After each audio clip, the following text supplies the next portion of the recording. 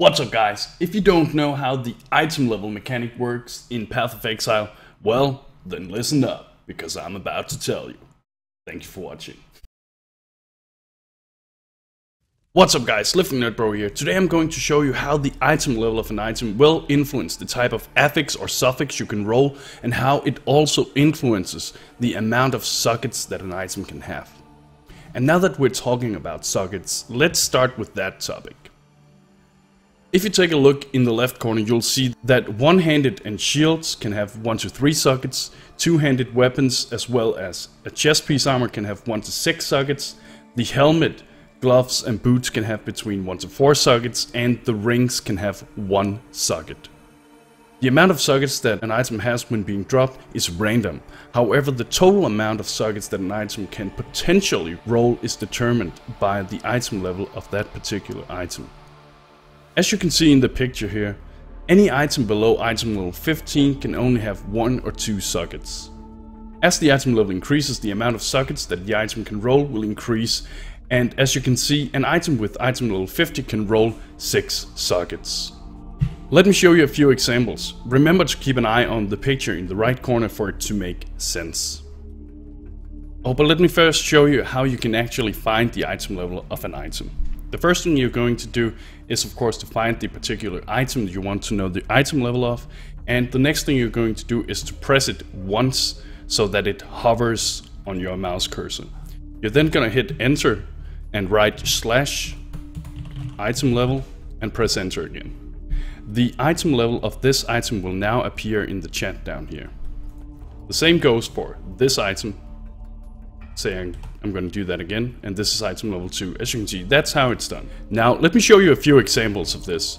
We know that these two items here are item level 2 and 4. And if you take a look at the picture up here in the corner, you'll notice that any item below item level 15 can only have 1 or 2 sockets. So if we were to use a jeweler's orbs, we simply wouldn't be able to, simply because this item already has reached the maximum amount of sockets. However, this item could roll 2 sockets. It would not be able to roll more than that. And this Jade Chopper is item level 15, as you can see down here in the chat. And once again, take a look at the picture up here. Any item between level 15 and 27 can have 3 sockets. If we were to use a jeweler's orb on this one, it will simply tell us that it fails because it is not possible for this item to roll any more sockets because of the item level. This wall plate here is item level 33. Any item with an item level between 28 and 34 can have a maximum of 4 sockets. This great mallet here is item level 40, and any item with an item level of 35 and 49 can have 5 sockets. The last one here is an Ornate Sword. This item is level 66, and as you can see in the picture, any item above item level 50 can have 6 sockets, the maximum amount of sockets that you can roll on a two-handed sword, for instance. From here on, it doesn't matter if an item is level 61 or 79, as long as the item is above level 50, it has the chance of rolling up to 6 sockets, if the item type supports that amount of sockets, of course. It should of course also be mentioned that just because an item has a high item level, that doesn't necessarily mean that it will always have a high amount of sockets, only that it has the potential to roll them. If you're buying an item in Path of Exile, it is always important to check for the item level of that particular item. You don't want to buy a great unique item with a low item level and be forced to only have 3 sockets on it. A good example of this is the Searing Touch Staff, which can have an item level as low as 13 if found early on in the game. When people buy the Searing Touch Staff, they often want to either 5 or 6 link it, or at the least be able to 4 link it. So make sure when you buy items that they have the appropriate item level for you to do that. And remember that the item level of an item also drastically influences the price of the item in lots of cases.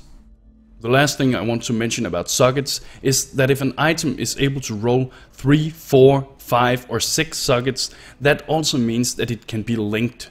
The maximum amount of sockets that an item can roll determines the amount of links that an item can have. Links do not have their own item level requirement, only the amount of sockets. So basically, if an item can roll 5 sockets, it can also roll 5 links. Now, let's talk a little about affixes and how they are influenced by the item level as well.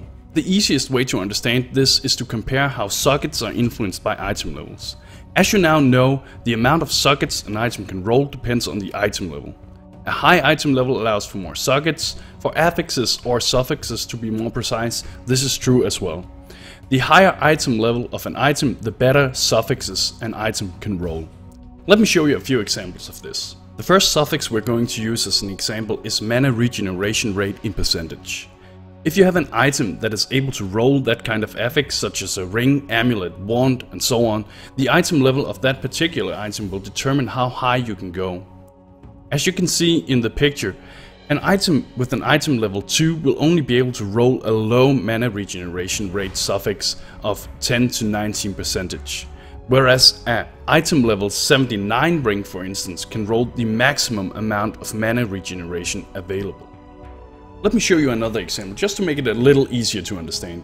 This time we're taking a look at spell critical strike chains.